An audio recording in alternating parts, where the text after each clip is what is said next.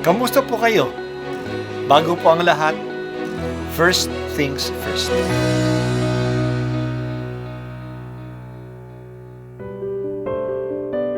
Ang pagbasa mula sa aklat ni Propeta Isaias.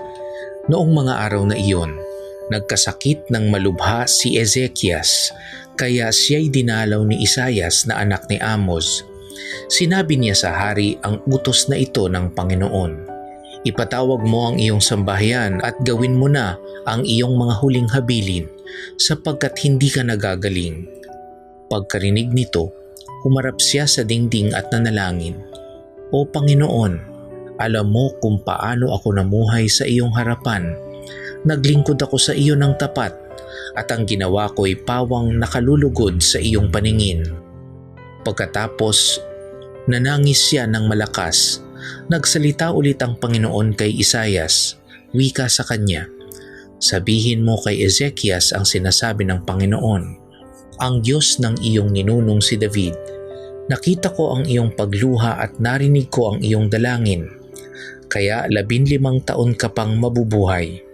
Hindi lamang iyon, ikaw at ang lungsod na ito ay hindi maaano, pagkat ipagtatanggol ko kayo laban sa hari ng Assyria. Si Isaias ay nagpakuha ng pantapal na igos para sa bukol ni Ezekias. Gumaling naman ito at tinanong ni Ezekias, ano ang magiging palatandaan na ako'y maaari ng umakyat sa templo? Ito ang palatandaang ibibigay sa iyo ng Panginoon para patunayang tutup din niya ang kanyang pangako. Ang anino sa orasan sa palasyo ni Haring Akaz ay pababalikin niya ng 10 guhit. At gayon nga ang nangyari. Ang salita ng Diyos. Salamat sa Diyos. Si Haring Ezekias ay isa sa mga kaunting mga mababait na hari sa kaharian ng Huda. Tinupad niya ang mga utos ng Diyos. Hindi siya sumasamba sa mga Diyos-Diyosan at nagtitiwala siya kay Yahweh. Pinapakita sa kwentong ito ang kanyang tiwala. Nagkasakit siya at sinabi ni Propeta Isaias sa kanya na ayusin niya na ang kanyang mga bagay at ipatatawag na ang kanyang pamilya at magbigay na ng mga huling habilin kasi hindi na siya gagaling at malapit nang mamatay. Nung marinig niya ito, nilakasan niya ang kanyang loob na magdasal ng taimtim sa Diyos.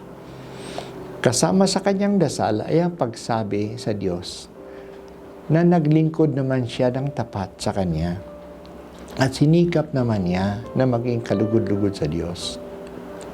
Nakiusap siya na pahabain pa ang kanyang buhay. Ang Diyos ay nakikinig sa dasal ng mga matutuwid na mga tao. Kaya pinabalik niya si Propeta Isaias nang makita niya ang luha ng hari at narinig niya ang kanyang daing. Kaya dadagdagan pa niya ng 15 taon ang buhay niya at hindi siya hahayaang makuha ng mga Assyrians ang lungsod ng Jerusalem. Tinanong ni Ezekias, paano niya malalaman na ito nga ay ang salita ng Diyos?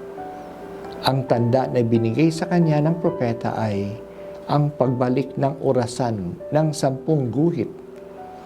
Ang orasan nila noon ay nababase sa anino ng araw. Sa halip na maging pababa ang anino ng araw sa hagdanan, ito'y iiksi pa ng 10 baitang. At nangyari nga. Gumawa si Isaias ng pantapal at inilagay ito sa bukol ng hari at siya ay gumaling. Sinabi ni Santiago sa kanyang liham na ang panalangin ng taong matuwid ay makapangyarihan sa harap ng Diyos. Nangyari ito kay Haring Ezekias. Naging tapat siya sa kanyang paghahari. Naging kalugod-lugod siya sa Diyos. Ginapin niya ang kanyang pagiging hari upang ilapit ang mga tao sa Diyos. Dahil dito ang kanyang dasal na pahabain pa ang kanyang buhay ay pinakinggan ng Diyos. Ang Diyos ay hindi mapagkait sa kanyang mga biyaya. Kapag nakita niya na may wastong disposisyon ang humihingi at ang kanyang hinihingi ay hindi naman labag sa kabutihan, ito'y kanyang pinagbibigyan. Tama ang disposisyon ni Haring Ezekias. Matuwid ang kanyang buhay at malaki ang kanyang tiwala sa Diyos. Sa pagpapahaba ng kanyang buhay, may pagkakataon pa siyang ipagpatuloy ang kanyang mabuting paghahari. Ang mahalaga ay hindi ang mahabang buhay, kundi ang buhay na nakapakapakinabang. Nagpapalawak ba ng kabutihan at kabanalan ang ating buhay?